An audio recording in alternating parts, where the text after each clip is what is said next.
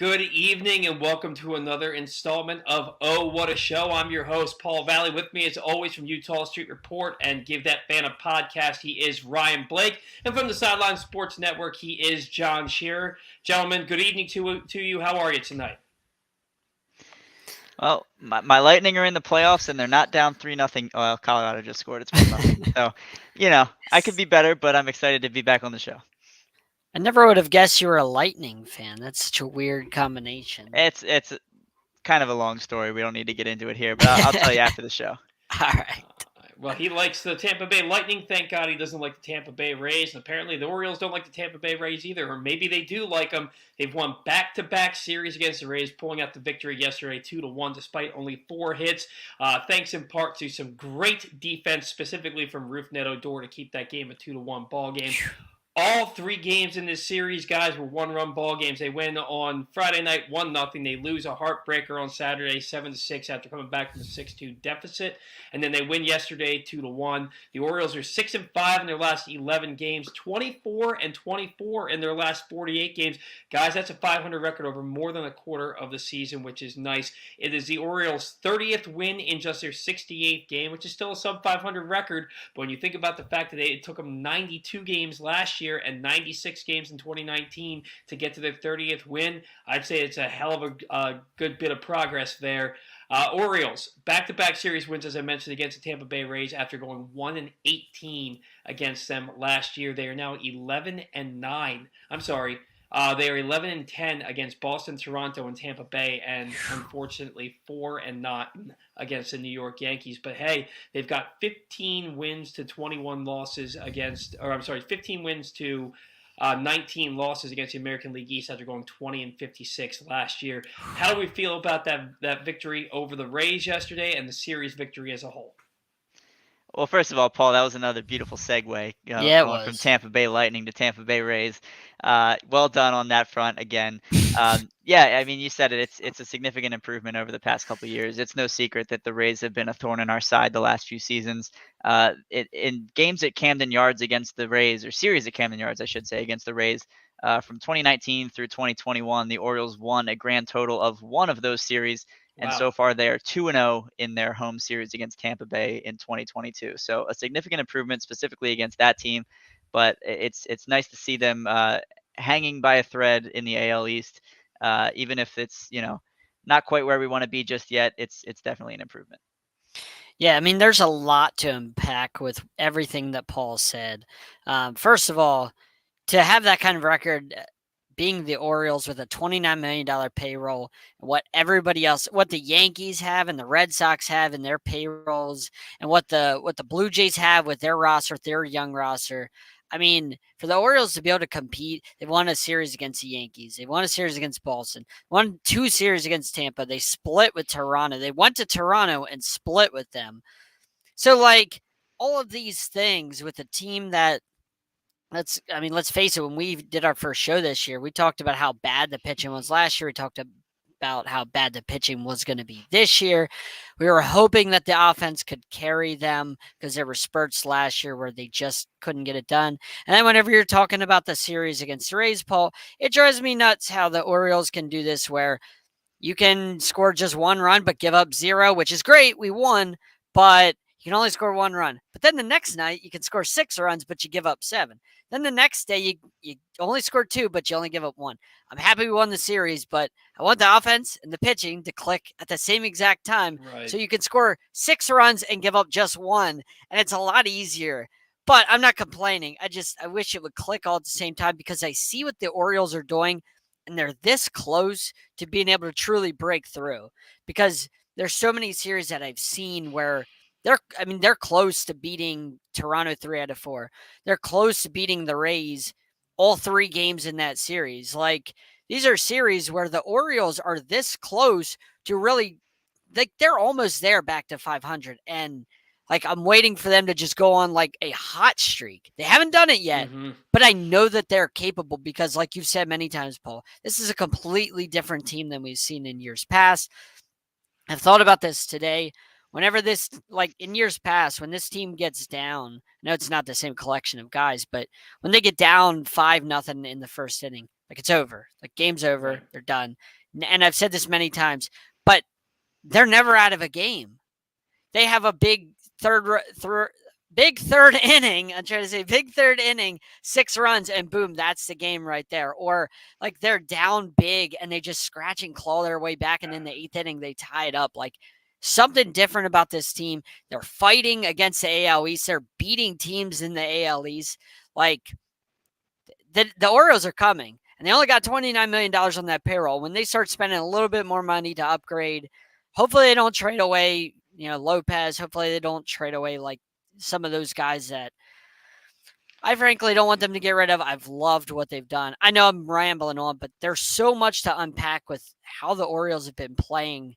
They're a better team than 30-38, in my opinion. And we'll get into the Jorge Lopez trade speculation here in just a minute, but I do want to go back. And you mentioned all these series. They actually won 2 series against Boston this year, 5-3 against Boston this season. But you go back and you look, and they lost 2 or 3 to Seattle and 2 or 3 to Cleveland back to back. And legitimately, they should have won both those series. And they actually had a chance to sweep both of those series and just kind of fell a little bit short. And one game in each of those series could have gone the Orioles' way, and bad bounce here, bad bounce there, ended up not winning the series. But I do want to talk about the future of the Orioles specifically for this season. We're going to jump a little bit ahead here to the rundown I sent you guys because it's pertinent, and that's starting rotation. They started out the year really well, but now the ERA is 5.27 for the unit. That's 28th in Major League Baseball, dead last in the American League. John Means made 2 starts, and he had to have Tommy John surgery. Bruce Zimmerman, 9.79 ERA, 15 home runs allowed in his last 6 starts. He's demoted. Kyle Bradish, 2 quality starts in his first 3 outings, and ever since then, either 4 earned runs or less than 5 innings pitched in 8 of his 10 starts as a whole. He has a 7.38 ERA on the year. Jordan Lyles scratched from the start with a stomach virus on Sunday. He's got a 5.10 ERA, 2-6 with a 5.44 ERA, and 8 starts since May 8th after registering a 3.43 ERA the previous 4 starts. The only guys worth their salt right now are Tyler Wells and Dean Kramer, and Dean Kramer's in a really small sample size, guys. And they don't have much in recouping what's going on or rejuvenating what's going on in this rotation with guys at the minors. You have DL Hall. Is he going to make the start tomorrow? Probably not. It's probably going to be Jordan Lyles if he's healthy, which means you're probably going to have to wait another week or 2 at a minimum to get DL Hall up here.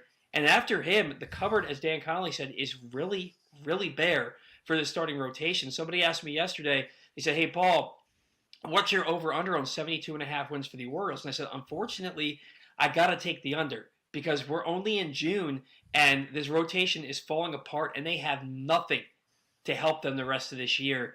I don't see how the pitching staff, their starting rotation, is going to keep them in games.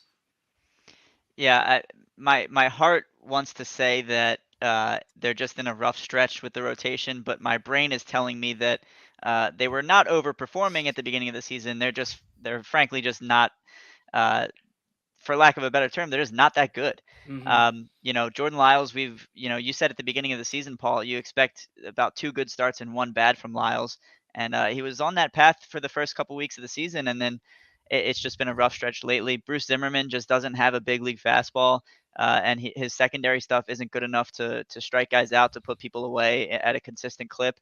You want these guys to pitch better than they have, but Tyler Wells has been a revelation. I said at the beginning of the season, I wasn't sure how I felt about the Tyler Wells as a starter experiment, but gosh, if he hasn't proven me wrong, he's been stellar. And Dean Kramer has been great as well. He struggled a lot last year, especially after the sticky stuff ban. And then he's been excellent with Adley Rutschman behind the plate. And I've got some numbers here. His 8 starts in his career with Rutschman behind the plate, 5 of those came last year in AAA, 3 more this year at the major league level. In those 8 starts, 36 1/3 innings pitched, he's given up 34 hits and 4 walks. That's a 105 whip. 8 earned runs, good for a 1.98 ERA, and 25 strikeouts. So with Rutschman behind the plate, you don't know how much you can attribute to the catcher, but Kramer has been great with Rutschman behind the plate, so we hope that continues. But yeah, Paul, you said it, the rotation as a whole, it has not been pretty lately. Yeah, and I'm looking at Bradish's stats, and I mean I've been thinking about this. Whenever we've been in series where I just talked about how we have a chance to sweep a team or we have a chance to take 3 out of 4. The big thing I've noticed is Kyle Bradish he's the guy that has killed that momentum. I mean, it was the beginning of the Toronto series. It was in the Tampa Bay series. Those are games we lost with him starting. So, like, it's not necessarily Bradish's fault. I know he's a rookie and stuff, but that's it's almost like whenever you need a stopgap, he's the opposite of that right now, and it's hurting us so much because if you go and win 3 out of 4 against Toronto instead of splitting, if you win that game against Tampa Bay and you sweep them because you gave up a lot of runs. He gave up 6 runs, 11 hits in 4 1/3 innings. So, like, he's killing us right now. And I don't need him to be 7 inning shutout bull, but 4 1/3 innings, 11 hits and 6 runs. It's just that's hurt. Like, that hurts. Like, I'm looking at his innings. His last couple starts: 4 1/3, 4 1/3, 4 2/3, 4 2/3, 1 2/3, 5 1/3, gave up 5 runs, 4 1/3, 4 runs. The last time he had anything worth of value was at St. Louis on May 10th, 7 innings, just 4 hits and 2 runs. That was the last time he did anything of value. Everything else has been mostly 4 runs or more. He had 2 starts in there where he had just 2 runs, but he still didn't even hit the 5th inning. He didn't even get through the 5th inning. So, like, Right. we talked about before how the bullpen is getting taxed, and the bullpen's been so good, but we've seen this in years past with the Orioles where, and any bullpen, like, if you tax them enough, eventually they're going to wear down and break down. So you need somebody. You can't just eat 4 1/3 innings. Like, that's not enough. We need 6 and 3 runs, like a quality start. Like, that's what I would ask. It's really hurting because that's something I've noticed that's kind of the momentum killer whenever the Orioles have a chance to gain that extra game in a series. Instead, he gives up 5 or 6 runs and it's a backbreaker. So that's a trend I've been noticing with him. Yeah, no, and you're absolutely correct, John. And you look at it, and if I can get 5 1/3 innings of 3 or 4 run ball out of Kyle Bradish, yeah, the ERA doesn't look great, but you're keeping your team, especially with this Orioles lineup, you're keeping your team in the ball game. When it's the 4th inning and you've already given up 6 runs, your team's basically out of it. I know that the Orioles have been the comeback kids, but at some point the other shoe's going to hit the ground if they have to keep doing this over and over and over again. And you just can't keep going out there and giving up the 6 runs. And the infuriating thing, yeah, we know he's a rookie. The stuff is there for him to be able to have success at the big league level. He just hasn't been able to put it together except for 2 of the first 3 starts. I remember going to his start against the Yankees back in May when we were, it was May 16th. We were expecting it to be Adley Rutschman's debut. I had tickets. It was too late to exchange them. So I went to the game by myself and I watched him warm up. I was in the bar area above center field and I looked down the bullpen. I watched him warm up. I saw him throw 6 pitches and they were all balls. And then he went on the field. He throws 30 pitches in the first inning. I think he was at 15 balls, 15 strikes after that inning. And it just translated from the bullpen. And I don't know if it's just that he's trying to nibble or if he doesn't trust his stuff. But the guy's got a great slider. He's got a 97-mile-an-hour fastball, and he knows how to throw them. Trust your stuff. You've got big league stuff. It's just not translating right now. Now, Ryan, you mentioned Tyler Wells, how he was coming out of the bullpen and going into the rotation. You have Jorge Lopez going from the rotation into the bullpen and flourishing there. He's 3-3 this year with a .79 ERA in 34 1/3 innings pitched over 29 games, a .84 WHIP, 8th in the AL with 11 saves. He leads the majors with 6 multi-inning saves. Now, people are looking at what he's doing this year and how successful, how ridiculously successful he's been this year. And then they're looking at the fact that he's 29 years old with a career 5.57 ERA, and they're saying the Orioles should sell high. And people keep throwing the age at me, and I'm trying to tell people relievers have a longer shelf life than just about anybody else in baseball. And if you look at the all-time great relievers, they pitched well into their 40s. Now, I'm not saying that Jorge Lopez is going to pitch well into his 40s, but he's probably got at least 5 years of being a highly effective reliever at the big league level. I, for one, think the Orioles are primed to turn the corner completely here in the next year or two. This is a guy who you have under team control through 2024. These are those gems that you're looking for. You don't just want to give up these guys because, oh, well, they're out of it this year and they can get something back. At some point, you have to stop trying to sell off your great players and you have to start keeping guys that can play. And Jorge Lopez, to me, the arm's always been electric. He took a perfect game into the ninth inning again when he was pitching for Kansas City one time.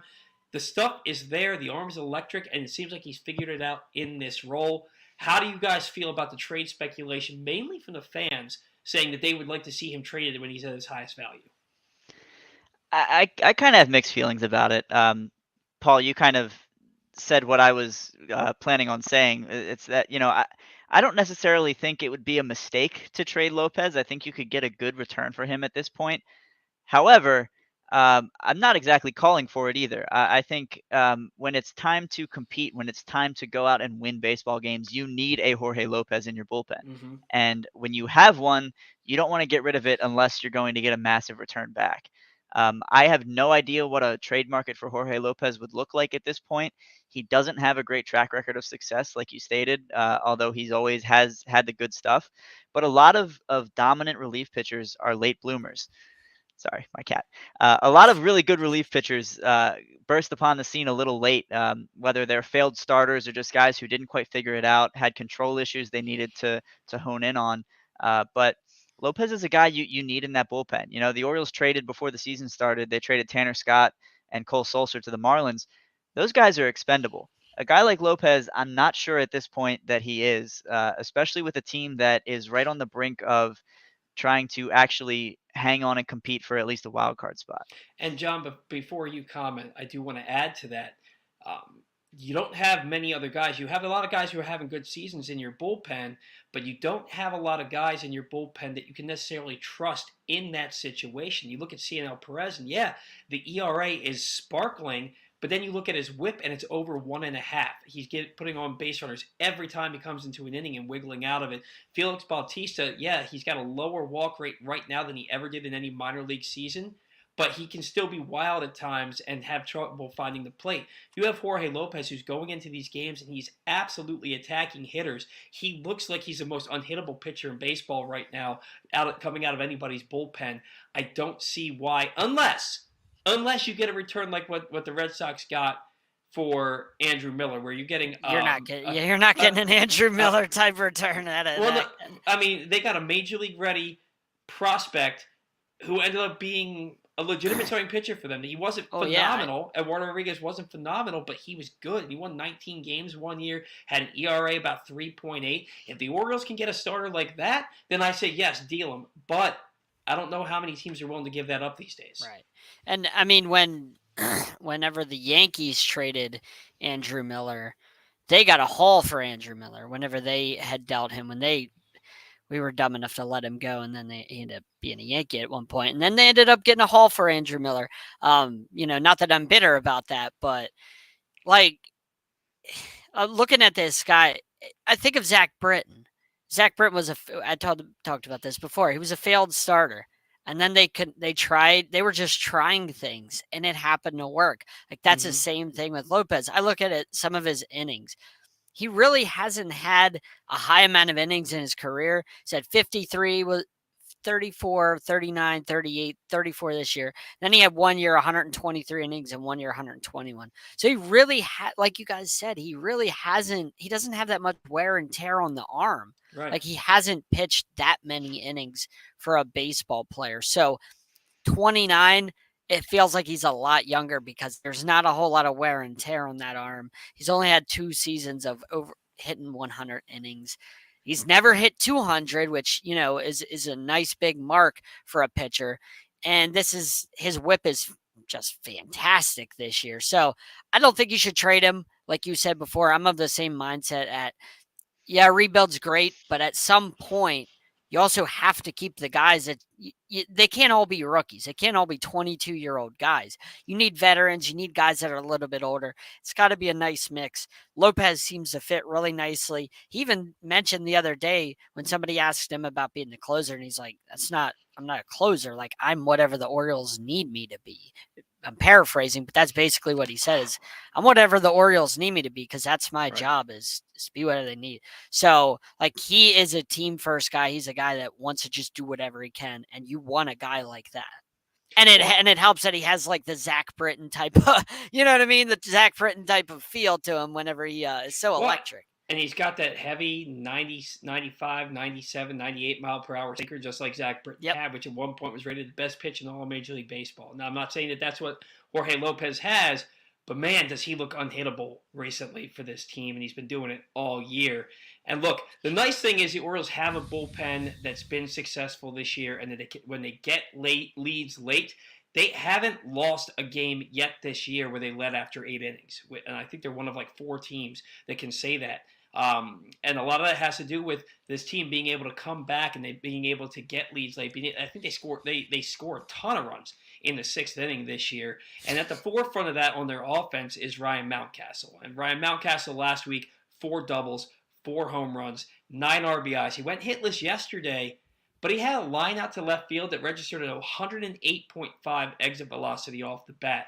He hit 247 in April, 275 in May, and now 288 in June. It seems like he squares something up every game these days. His bat was always special in the minors. Guys, is it reaching that special category in the majors? I think it is. Mountcastle, the big knock on him coming up through the system was he doesn't have a defensive position, and now that he's in the majors and playing consistently at first base, the only real knock on him is he doesn't get on base a ton. But at some point, I mentioned this. I forget who I was referencing the other day, but someone on Twitter was saying something, and I said at some point a player is who he is in a certain regard, and with Mountcastle, he's not going to be a guy who's going to draw a lot of walks. We know that, and I think at this point accept that. And he's going to hover with the on-base percentage a little over 300 as he's done to this point in a bigger sample size in his major league career. But if he's slugging close to 500, you're going to take that all day. That's an above average league OPS, and it's exciting that he's really starting to figure it out. And he started slow last year, really turned it on by the end of the season.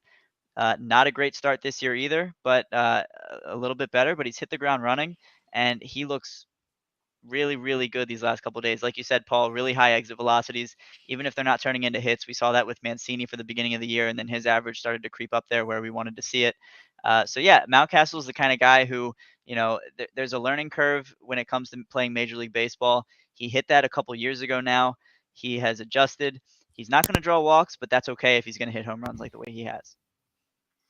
Yeah, so whenever I think of him, the way I think of it is not every player is supposed to be Cedric Mullins. Not every player is supposed to draw that leadoff walk. Not every player is every player is different. Some players are home run guys. He's the fastest Oriole in the history of the team to get to what 100 home runs? No, 50 home runs. 50. I'm sorry, 50. I was going back and forth in my mind. Anyway, so whenever you look at these guys, like not everybody is supposed to be Cedric Mullins, or not everybody's supposed to be Ryan Mountcastle. Everybody's supposed to be their own guy. You know what I mean? Like some guys draw a lot of walks. Manny Machado and Adam Jones used to strike out a lot, but they also hit a lot of home runs and a lot of extra base hits. You live with those things. That's okay. Like you just like you said, Ryan, like some things you can just live with, and him not walking that much.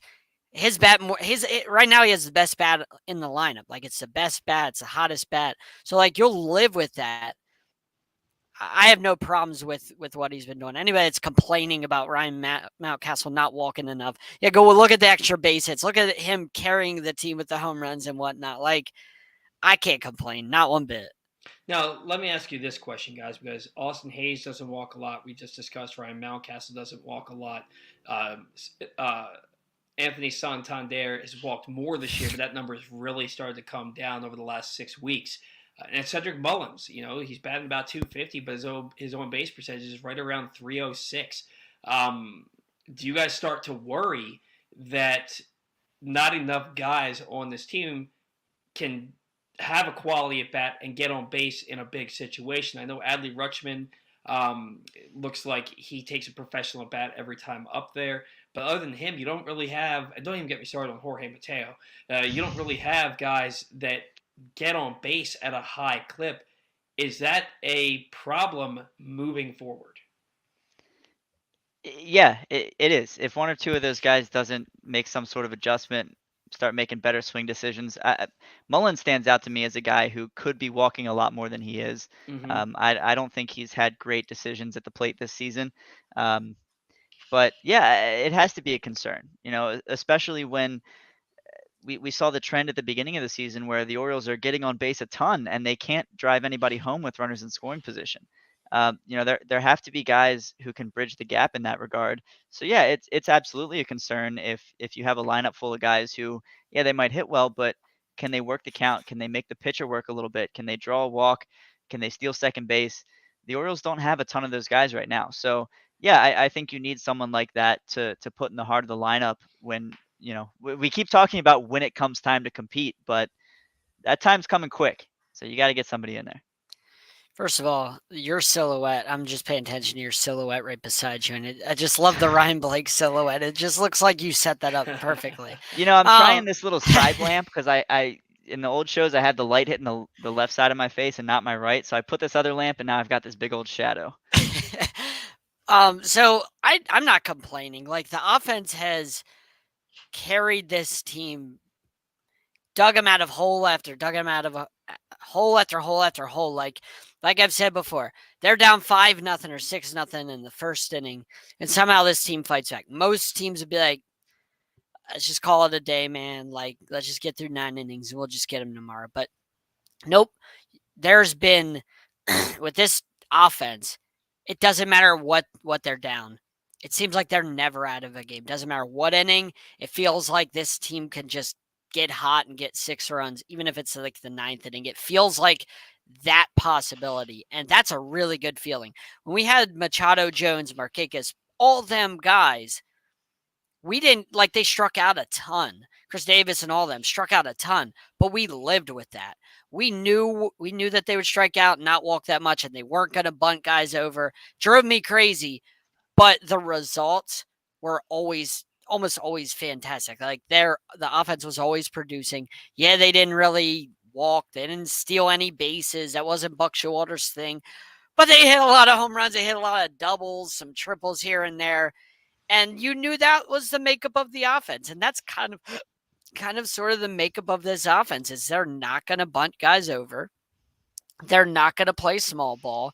It's just not their thing. And I mean, Ryan, it's almost the end of June and the offense has been superb basically the entire year. So when are we going to get to that point where we're complaining that the offense isn't taking care of us? Because they've taken care of us for 3 months now. The bullpen's been fantastic. The starting pitching is almost dead last in the whole major leagues. So, like, we really can't complain about this offense, right? There have been some skids in the offense throughout the course of the season. Every offense does that. The first month they were barely scoring more than 3 runs a game. But then again, remember, baseball wasn't supposed to happen, so that was like an extended spring training for everybody. That's a fair point, John.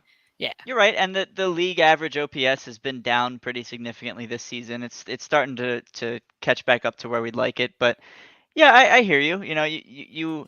It's hard to complain with an offense that, night after night it's clawing its way back into games. And even some of the losses they've had this season, there's been a lot of fight shown by this team. And the two that stand out to me were Saturday against Tampa, we're down 6-2, claw our way back. And if we don't have that deep wall in left field, Trey Mancini gives us the lead in the bottom of the 8th with a solo home run. And the game against the Angels a few years ago, I believe that was also a Saturday. I could be wrong, but another one where we fell behind big early, came all the way back and tied it, and then lost by a run late. There's a lot of fight in this team, and yeah, you have to credit the bullpen and the offense for working our way back. So on that note, yeah, John, I completely agree that it's hard to complain when the offense has come through for us and at least made things exciting. I think we're just nitpicking at, you know what I mean? A little bit. Feels like nitpicking a little bit. For those of you listening, Ryan meant a few weeks ago, not a few years ago, with the Angels. But that's 2 weeks in a row, man. We got to call you out now. That's 2 weeks in a row. that was just a slip of the tongue. Yeah, That wasn't an actual fallacy. No, but there was also the game in that 4-game series with Toronto where the Orioles were down 6-0. They came back and they tied it up and ended up losing in extra innings. A game that they should have been able to win or at least take it to the 11th inning. They got a guy on third base with one out and couldn't bring him home. So yeah, there are several of those examples this season. Yeah, the team's never out of it. Now, Ryan, before we move on, maybe next week we could just have your camera facing the shadow on the wall. I think they call that art. So if your shadow's just on the wall and then we hear your voice, that's pretty artsy. I think we should try it. You see how the light, the left side of my face is way too bright, so I tried to bounce you got out. a two-face thing. That's true. Yeah, I'll come up with a solution. But now I like the silhouette. Yeah, it's cool, man. Like I said, it's art. Now, we do have some guys coming up in the system who are going to be able to get on base. You look at Gunnar Henderson. I think he's got 8 walks in 11 games, or 11 walks in 8 games, something like that, in Norfolk. And Jordan Westberg's getting on base a ton down there, too.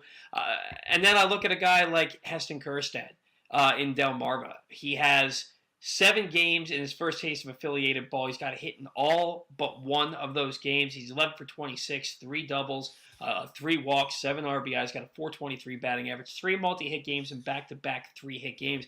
This is another one of those guys who, if he can do what he was drafted to do, he could be here. He can help the Orioles get on base. He can drive the ball out of the ballpark, work a count.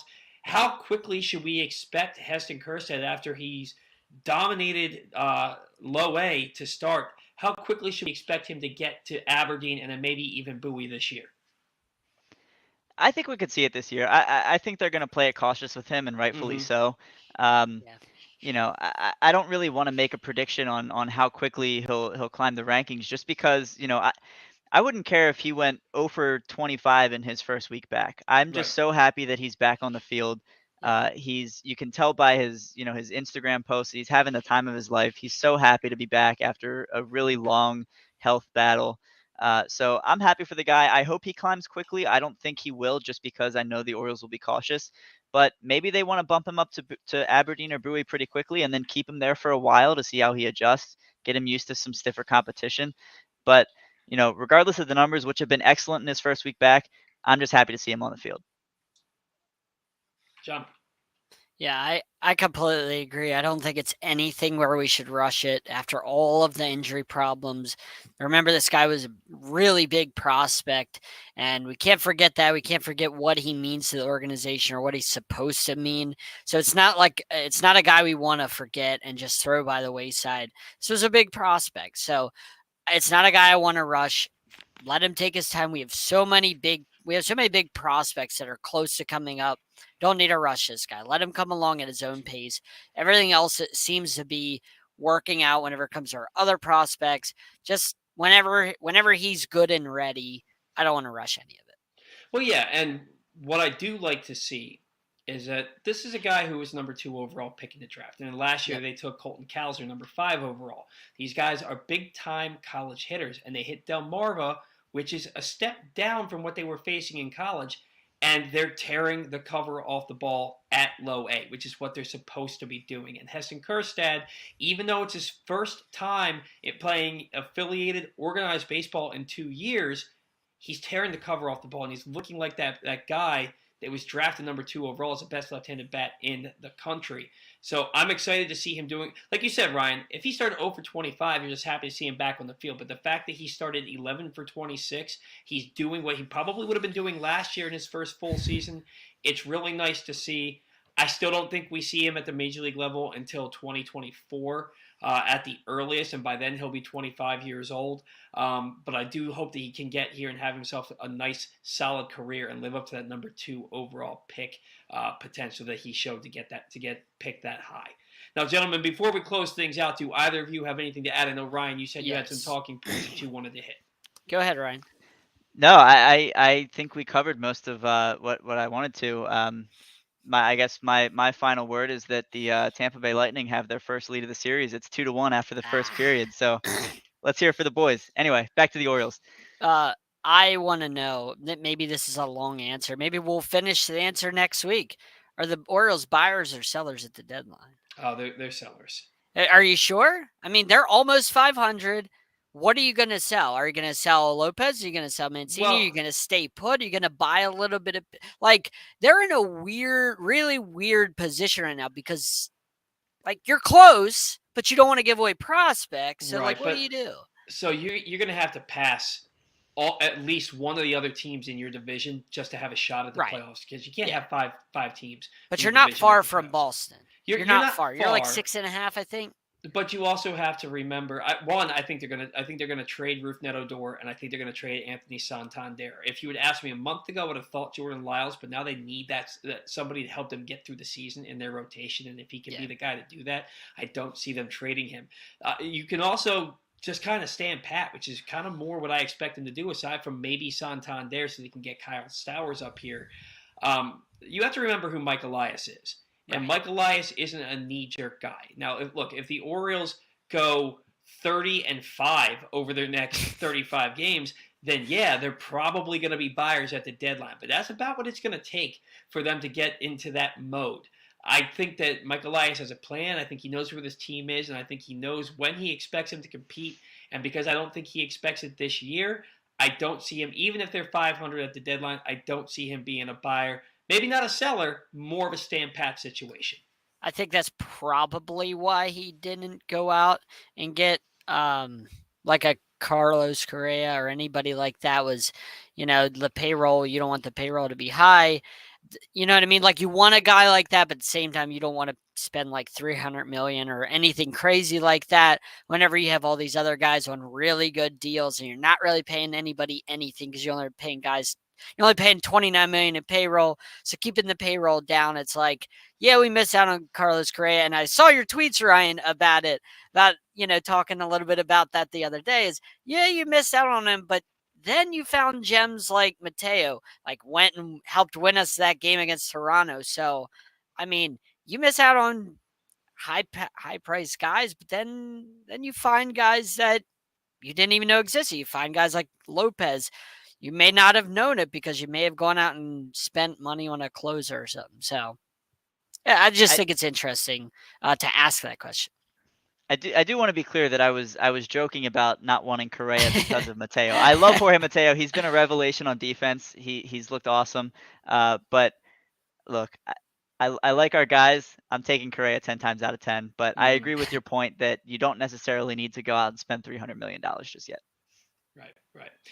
And look, Mateo, as much as we love him on defense, as much as we love the speed, the bat doesn't play and he doesn't get on base. The speed really means nothing if you can't get on base and utilize it. So, look, I think a lot of these guys, like Jorge Mateo, are placeholders because we know what's coming up through the system. And we know Gunnar Henderson and Jordan Westberg are special players who are going to take over that left side of the infield sooner rather than later. So unless Mateo really turns it on, this is kind of the bat that I expected from Mateo, which is why I wasn't sure about him. But the defense has been a revelation. So, guys, that's going to do it for us here on Oh, What a Show. Thank you so much for tuning in. Thanks to my co-hosts, Jon Shearer and Ryan Blake. For those guys, for myself, Paul Valley, we'll see you next week on Oh, What a Show.